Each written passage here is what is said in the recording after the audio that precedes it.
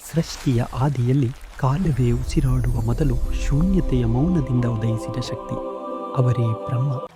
4 ಮುಖಗಳು, 4 ದಿಕ್ಕುಗಳು, ವೇದ, ಜ್ಞಾನ, ಕಾಲ ಮತ್ತು ಬ್ರಹ್ಮಾಂಡದ ಪ್ರತಿರೂಪ ಈ ಬ್ರಹ್ಮದೇವ. ಅವರು ಸೃಷ್ಟಿಕರ್ತ. ಲೋಕಗಳು, ಜೀವಗಳು, ಕಾಲವೇ ಅವರ ಕಲ್ಪನೆಯ ಫಲ. ಅವರ ಕೈಯಿಂದಲೇ ಜನ್ಮ ಪಡೆದವು.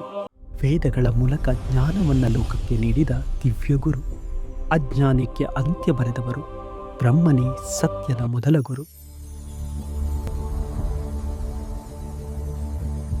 ಸೃಷ್ಟಿ, ಸ್ಥಿತಿ, ಲಯ. ಬ್ರಹ್ಮ, ವಿಷ್ಣು, ಮಹೇಶ್ವರ ತ್ರಿಮೂರ್ತಿಗಳ ಸಮತೋಲನದಲ್ಲಿ ಬ್ರಹ್ಮನೇ ಆದಿಶಕ್ತಿ. ಕಾಲಕ್ಕೂ ಮೀರಿದ ಶಾಂತಿ. ಸೃಷ್ಟಿಯ ಹಿಂದೆ ಇರುವ ಮಹಾನ್ ವ್ಯಕ್ತಿ ಅವನೇ ಬ್ರಹ್ಮ. ಸೃಷ್ಟಿಯ ಆದಿ